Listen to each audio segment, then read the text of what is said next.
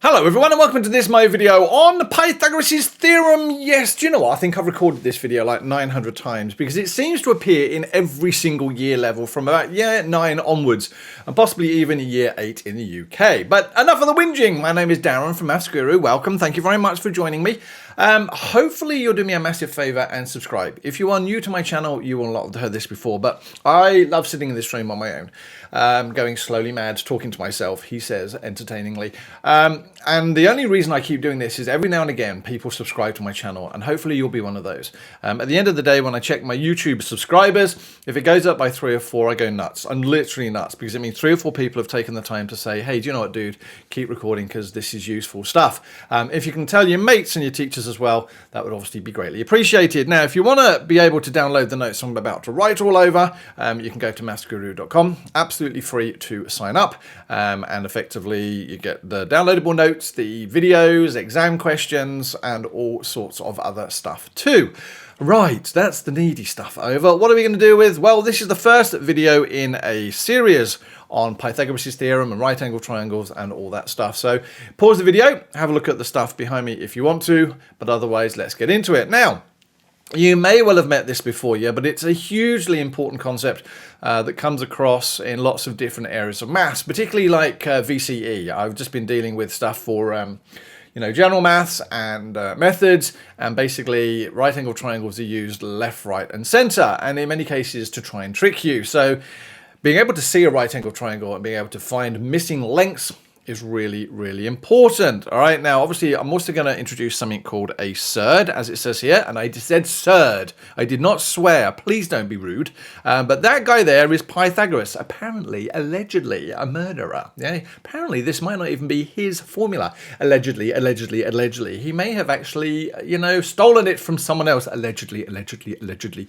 But he's a jolly good looking fellow, isn't he? Although I'm not really sure what's going on with his eye there. I mean, again, I'm not judging. It's just you would imagine that whoever drew that picture could, give him a very bushy beard, but yeah, maybe could have made a little bit more detail on his eye. Right? Does he look scary? Not really. Too much information. Now, his theorem was someone else, as I say there.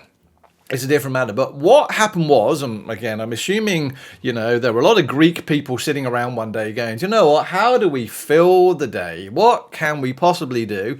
And someone went, I know, why don't we just take a lot of random squares and fit them together and see what happens?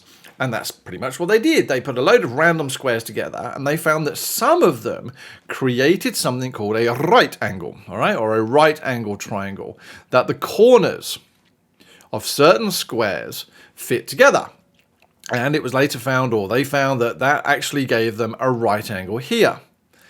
Now, the way that Pythagoras came up with his formula was pretty flipping clever, really, because he said, well, if we call this side length A, yes, and I don't know, he might have called it a different letter, but if you call it A, we can find the area of this square here is basically A squared. So this area here is A times A, which is A squared.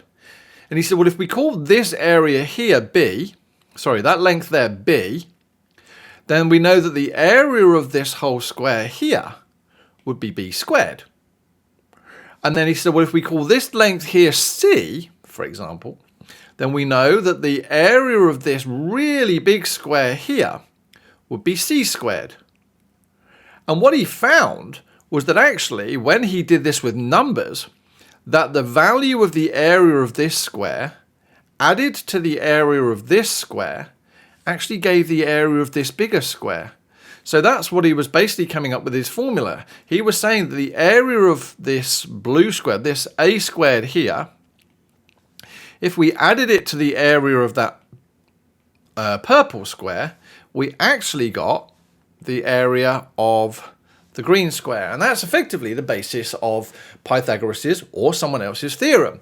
That basically what we're really doing here is adding areas together. That the area of the two sort of, I don't know, what would you call those? The two straight lines? No, that doesn't work.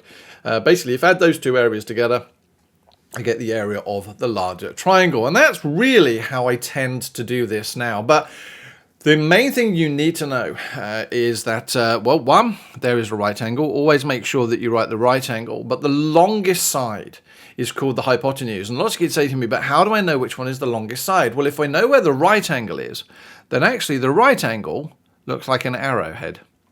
And in which case it's pointing to the hypotenuse. The arrowhead, hypotenuse, he says, trying to spell. The arrowhead always points to the hypotenuse. It's always the longest side. Now you're going to say, yeah, but hold on a moment. That's fairly obvious, isn't it? Yes, but we don't always draw triangles that way. And again, we try and trick you. Sometimes we draw triangles that way around. Sometimes we draw triangles backwards. Sometimes we draw triangles like completely random rotations. But so long as we know where the right angle is, not a problem, we can find hypotenuse. Now, for Pythagoras theorem, it doesn't actually matter what the other sides are called. We always have to have the hypotenuse as c, though. For his formula to work, all right, and again, his formula is c squared equals a squared plus b squared, or you can write it a squared plus b squared equals c squared. Doesn't really matter. Let's write it. A squared plus b squared equals c squared. Doesn't matter which way the other two sides are. That can be a, that can be b, all right? Because 2 plus 3 and 3 plus 2 are exactly the same. So we can now label the sides of our right angle triangles. Right,